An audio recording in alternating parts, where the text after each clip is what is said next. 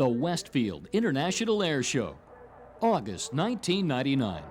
For 2 days, Barnes Municipal Airport was the site for one of the largest air shows of modern military might.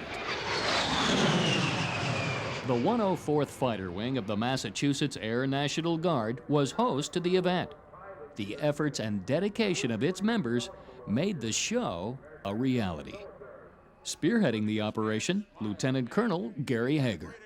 This is 1,000 people here on this base pulling together to make sure we have one heck of a show. We're very, very proud of what we have here. We're very proud of what we do. We have 1,000 people who pitch in as one team, and every time we are called to duty, we go, and we're very successful, and we always bring everybody home. And that's something that we take very serious and we're very proud of. The skies over Westfield were the backdrop for today's frontline fighters. The 104th's own A-10 Thunderbolt.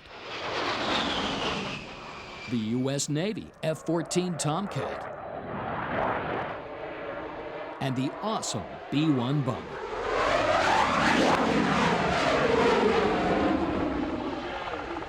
The HH-60 demonstrated its versatility with a variety of rescue techniques.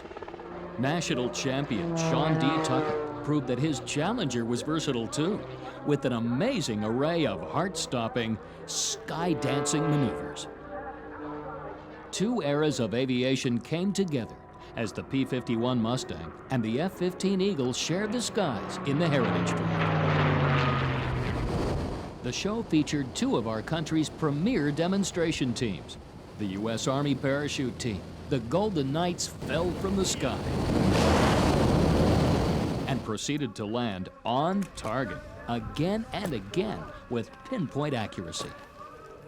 With exciting opposing solos and breathtaking formation flying, the U.S. Air Force Thunderbirds were a fitting finale to the day's events.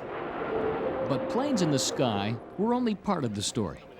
The Westfield International Air Show was about people, men and women in our armed forces, from hometowns across the land, who share a dedication and a commitment to our country and what it stands for.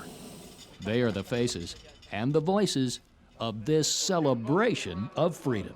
Matter of fact, everybody who's performed in the show